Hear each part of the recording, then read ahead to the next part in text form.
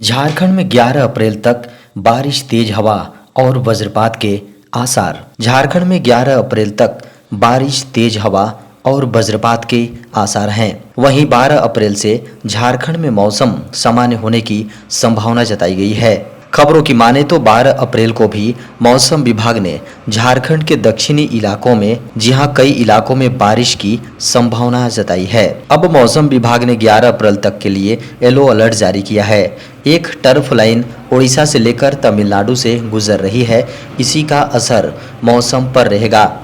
बता दें कि मौसम विभाग ने अगले 1 से 2 दिनों में तापमान में 4 से 5 डिग्री सेल्सियस के गिरावट की संभावना जताई है। इस दौरान अधिकतम तापमान 35 डिग्री सेल्सियस के आसपास रहेगा, जबकि न्यूनतम तापमान 20 डिग्री सेल्सियस के आसपास रहने की संभावना है। झारखंड में 37 गैर मान्यता प्राप्त राजनीतिक पार्टी झारखंड में लड़ेंगी चुनाव। झारखंड में 37 निबंधित गैर मान्यता प्राप्त पॉलिटिकल पार्टी इस बार लोकसभा चुनाव लड़ेंगी। खबरों की माने तो चुनाव आयोग ने इसकी लिस्ट जारी कर दी है।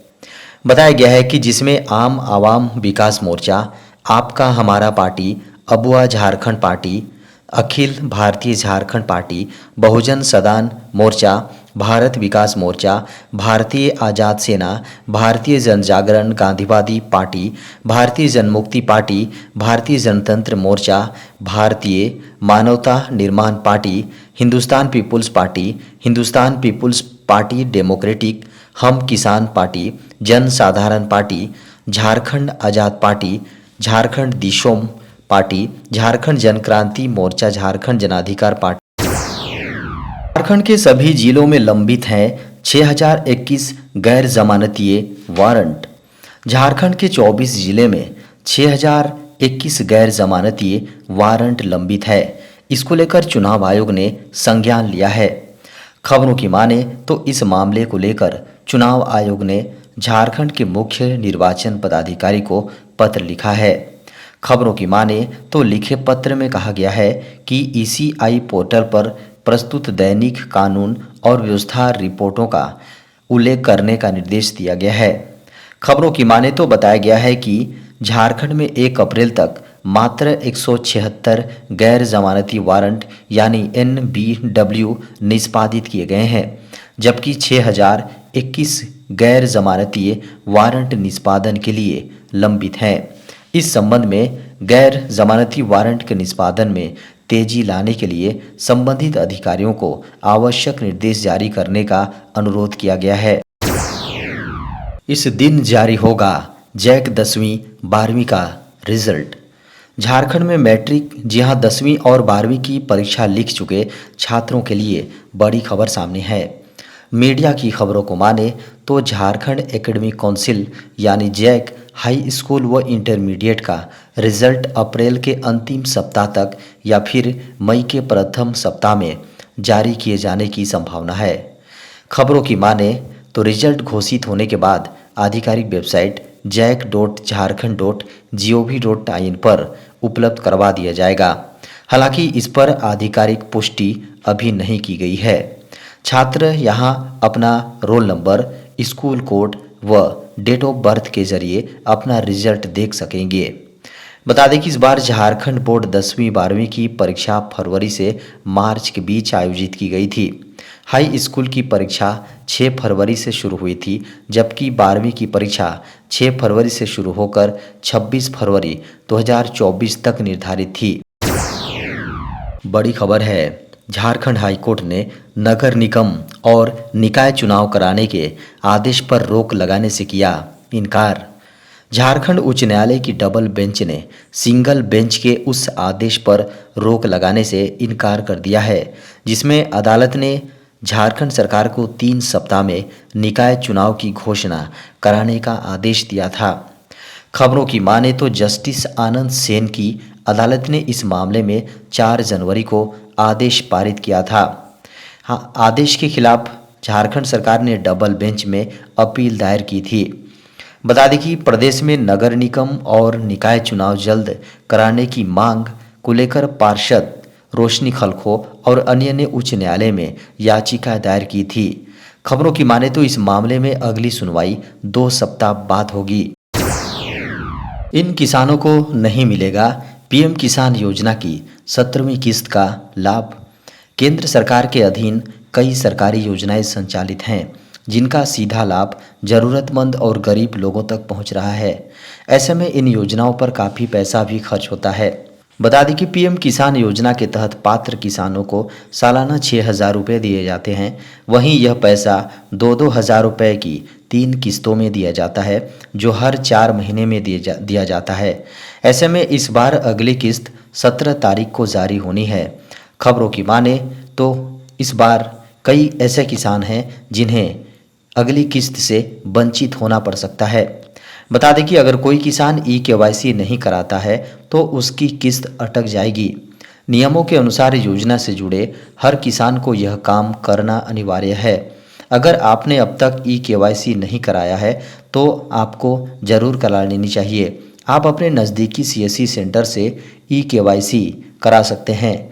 इसके अलावा आप इसे पीएम किसान योजना के आधिकारिक पोर्टल pmkisan.gov.in से भी करा सकते हैं या फिर बैंक जाकर भी ई-केवाईसी करा सकते हैं।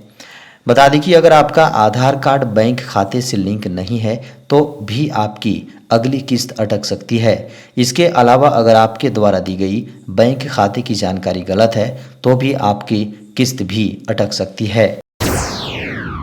वित्त वर्ष 2024 में बढ़ी पैसेंजर वाहनों की रिटेल सेल। देश में वित्त वर्ष 2024 में थोक बिक्री की तरह ही पैसेंजर वाहनों की रिटेल सेल भी उच्चतम लेवल पर पहुंच गई।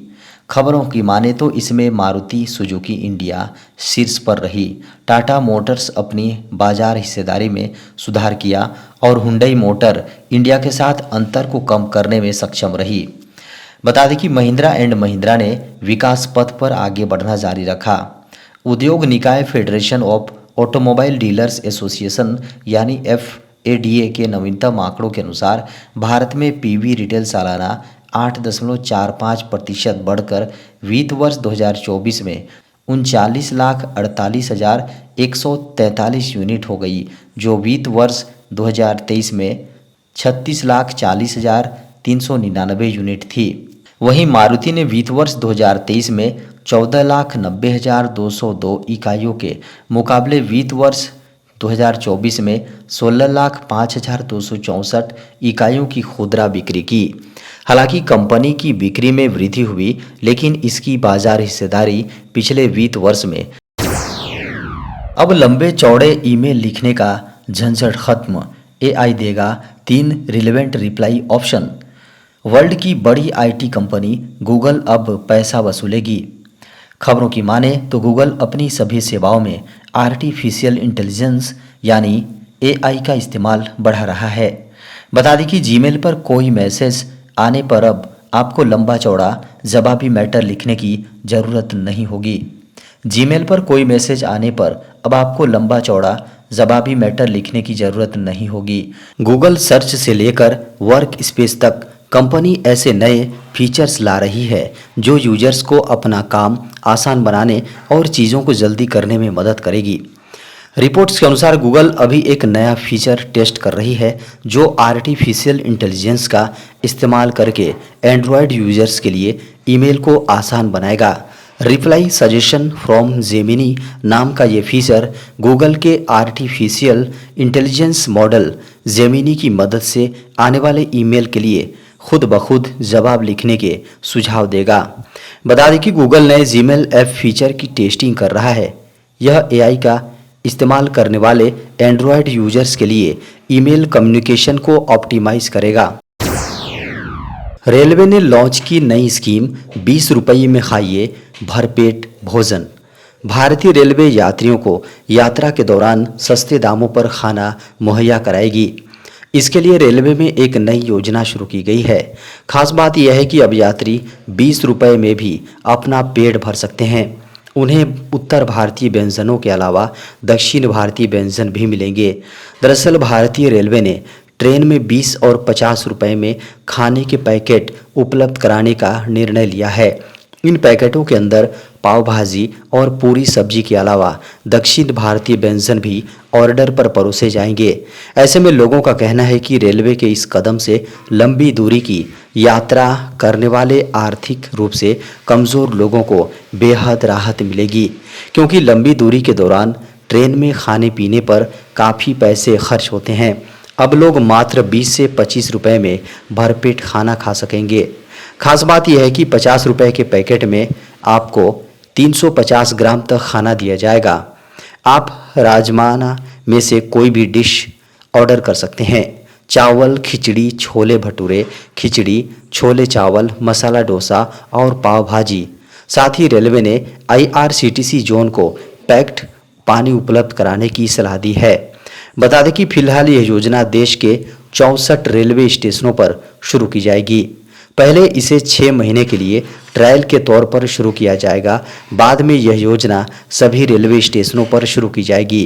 खास बात यह है कि इस योजना का सबसे ज़्यादा फायदा जनरल बोगी के यात्रियों को मिल सकेगा।